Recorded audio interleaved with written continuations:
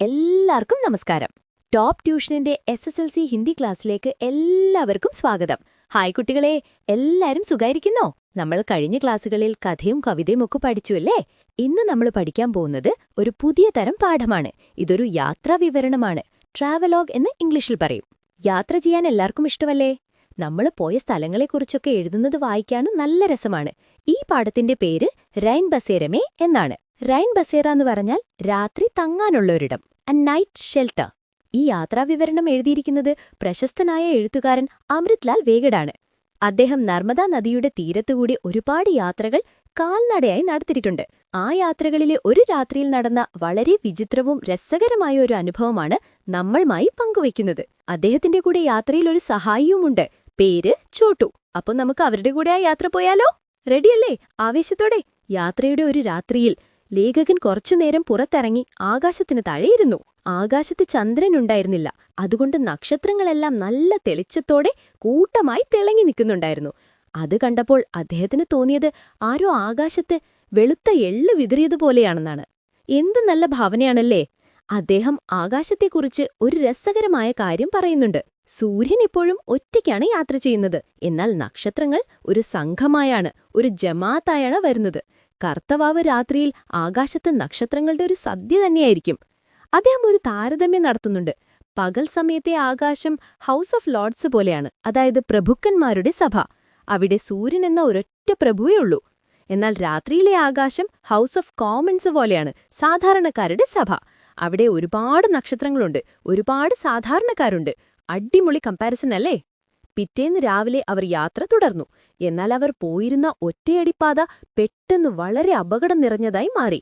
ഒന്നു കാല് തെറ്റിയാൽ നേരെ താഴെ വെള്ളത്തിലേക്കാകും വീഴുക. ആ വഴി പിന്നെയും ഇടുങ്ങി അവസാനം കാണാതായി. അവർ വളരെ കഷ്ടപ്പെട്ട് ഒരു കുത്തനെയുള്ള കയറ്റം കയറി മുകളിലെത്തി. പക്ഷെ മുകളിലെത്തിയിട്ടും രക്ഷയില്ല. അവിടെ ശരിയായ വഴിയൊന്നുമുണ്ടായിരുന്നില്ല.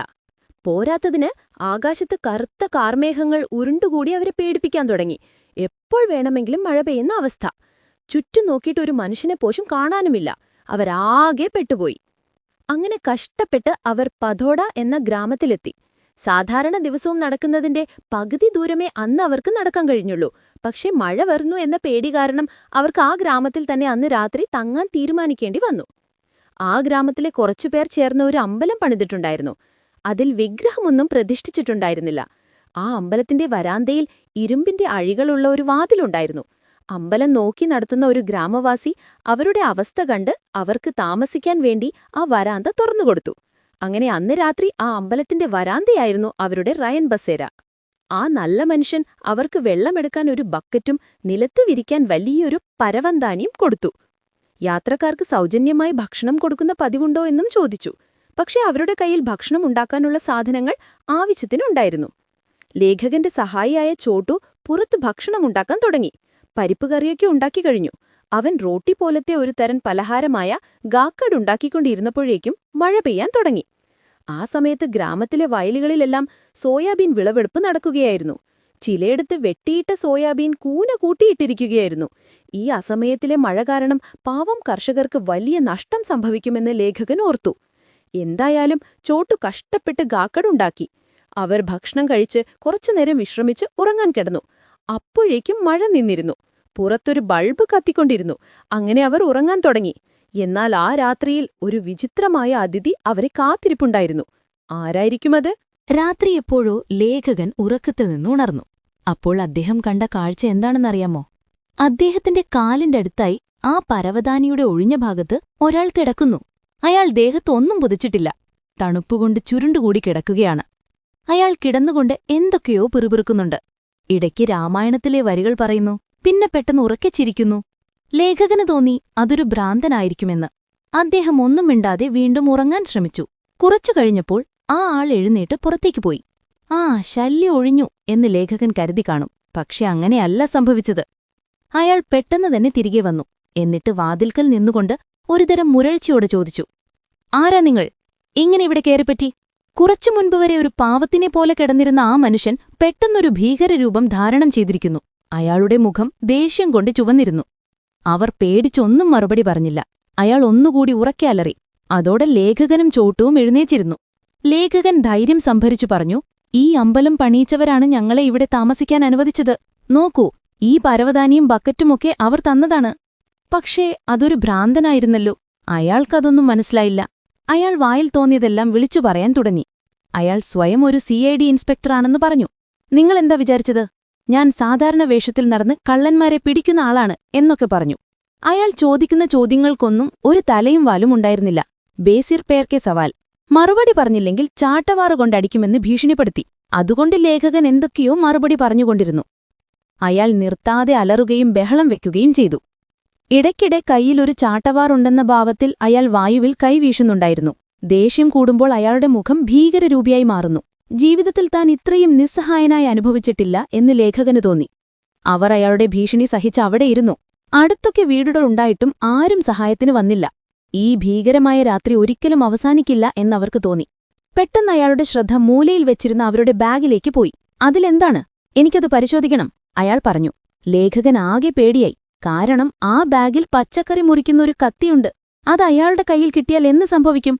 അയാൾ ആ ബാഗ് തുറന്ന് ഓരോ സാധനങ്ങളായി പുറത്തേക്ക് വലിച്ചെറിയാൻ തുടങ്ങി. ഡെറ്റോളിന്റെ കുപ്പി നിലത്തെറിഞ്ഞു പൊട്ടിച്ചു. കത്തിയടക്കം എല്ലാം പുറത്തേക്ക് വലിച്ചെറിഞ്ഞു. അവസാനം അയാൾ ബാഗിൽ നിന്ന് 2-3 പുസ്തകങ്ങൾ പുറത്തെടുത്തു. ഇവിടെയാണ് കഥയിലൊരു വലിയ ട്വിസ്റ്റ് വരുന്നത്. അയാൾ ആ പുസ്തകങ്ങൾ വലിച്ചെറിഞ്ഞില്ല.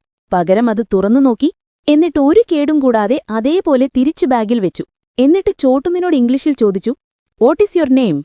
ചോട്ടു പേടിച്ചുകൊണ്ട് പറഞ്ഞു, "എനിക്ക് ഇംഗ്ലീഷ് അറിയില്ല." പിന്നെ അയാൾ ലേഖകനോട് ചോദിച്ചു, "നിങ്ങൾ എന്തു ചെയ്യുന്നു?" ലേഖകൻ പറഞ്ഞു, "ഞാനൊരു അധ്യാപകനായിരുന്നു. കുട്ടികളെ പഠിപ്പിക്കുകയായിരുന്നു. ഇപ്പോൾ റിട്ടയറായി." ഇത് കേട്ടതും ആ മനുഷ്യൻ ആകെ നിശബ്ദനായി. എന്തോ ആലോചിക്കുന്നതുപോലെ, എന്തോ ഓർത്തെടുക്കാൻ ശ്രമിക്കുന്നതുപോലെ. കുറച്ചുനേരം ലേഖകനെ തന്നെ നോക്കി നിന്നതിനുശേഷം അയാൾ സൗമ്യമായി പറഞ്ഞു, "ശരി, ഉറങ്ങിക്കോളൂ." എന്നിട്ട് നടന്നത് അതിലും വിചിത്രമായ കാര്യമാണ്. അയാൾ പെട്ടെന്ന് ലേഖകന്റെ കാലുകൾ തിരുമാൻ തുടങ്ങി. ലേഖകൻ ആകെ പേടിച്ചു വിറച്ചുപോയി.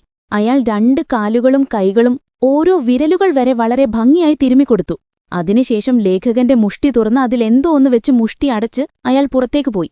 അയാൾ പോയ ഉടനെ ചോട്ടു വാതിൽ അകത്തുനിന്ന് പൂട്ടി. അവർക്കപ്പോഴാണ് ശ്വാസം നേരെ വീട്ടത്. ലേഖകൻ കൈ തുറന്നു നോക്കി. അതിലൊരു 20 പൈസയുടെ നാണയം. അപ്പോൾ ലേഖകന് കാര്യങ്ങൾ മനസ്സിലായി. ആ പ്രശ്നം, ആ കെട്ടുപിണഞ്ഞ സംഭവം പതുക്കെ അഴിഞ്ഞു തുടങ്ങി. ആ മനുഷ്യൻ പുസ്തകങ്ങൾ കണ്ടപ്പോൾ ഇവരെഴുത്തും വായനയും ഉള്ളവരാണ്, ബഹുമാനിക്കപ്പെടേണ്ട ഗുരുക്കന്മാരാണ് എന്ന് അയാളുടെ ഉപബോധ മനസ്സിൽ തോന്നിയിരിക്കണം. ഗുരുക്കന്മാരെ ബഹുമാനിക്കണമെന്നൊരു സംസ്കാരം അയാളുടെ ഉള്ളിൽ എവിടെയോ ഉറങ്ങിക്കിടന്നിരുന്നു. ഞാനൊരു അധ്യാപകനാണ് എന്ന് കേട്ടതോടെ അയാളുടെ ഭ്രാന്തമായ അവസ്ഥയെ ആ സംസ്കാരം കീഴടക്കി. അതുകൊണ്ടാണ് അയാളുടെ സ്വഭാവം പെട്ടെന്ന് മാറിയത്. ഒരു അധ്യാപകൻ എന്ന നിലയിൽ തനിക്ക് ജീവിതത്തിൽ കിട്ടിയ ഏറ്റവും വലിയ ബഹുമതി അതായിരുന്നു എന്ന് ലേഖകൻ പറയുന്നു. പിറ്റേന്ന് രാവിലെ അവർ അയൽക്കാരനോട് ചോദിച്ചപ്പോഴാണ് അറിഞ്ഞത് അത് അയാളുടെ അച്ഛനായിരുന്നു. ഭ്രാന്തിന്റെ അസുഖം വരുമ്പോൾ ഇങ്ങനെ പെരുമാറുമെന്നും. അവർ പോകുമ്പോൾ ആ അച്ഛൻ ഓടിവന്ന് ലേഖകന്റെ കാൽക്കൽ വീണ്, "ഗുരുദേവ, എന്നോട് ക്ഷമിക്കണമെന്ന് പറഞ്ഞ് കരഞ്ഞു." ആ 20 പൈസയുടെ നാണയം ലേഖകൻ ഇന്നും ഒരു നിധി പോലെ സൂക്ഷിക്കുന്നു. കണ്ടില്ലേ, ഒരു അധ്യാപകന് കിട്ടിയ എത്ര വലിയൊരു അംഗീകാരം. പിന്നെ നമ്മുടെ ഈ ടോപ്പ് ട്യൂഷൻ സെന്ററിൽ ചെറിയ ബാച്ച് സൈസിലാണ് ഹൈസ്കൂൾ ക്ലാസുകളുള്ളത്. അപ്പോൾ നല്ല മാർക്ക് വേണമെന്നുണ്ടോ? എങ്കിൽ എത്രയും പെട്ടെന്ന് ഞങ്ങളുടെ ഫേസ് ടു ഫേസ് ക്ലാസ്സിൽ ജോയിൻ ചെയ്യുകയോ അല്ലെങ്കിൽ യൂട്യൂബ് ക്ലാസ്സസ് ഉപയോഗിക്കുകയോ ചെയ്യുക. പാലക്കാട് നിവാസികളെ ടോപ്പ് ട്യൂഷന്റെ ഫേസ് ടു ഫേസ് ക്ലാസ്സിലേക്ക് സ്വാഗതം ചെയ്യുന്നു. കൂടുതൽ അറിയുവാൻ വേണ്ടി 8006066363 എന്ന നമ്പറിലേക്ക് വിളിക്കുക. എല്ലാവരും നന്നായി പഠിക്കണം. അടുത്ത ക്ലാസ്സിൽ കാണാം. Bye bye.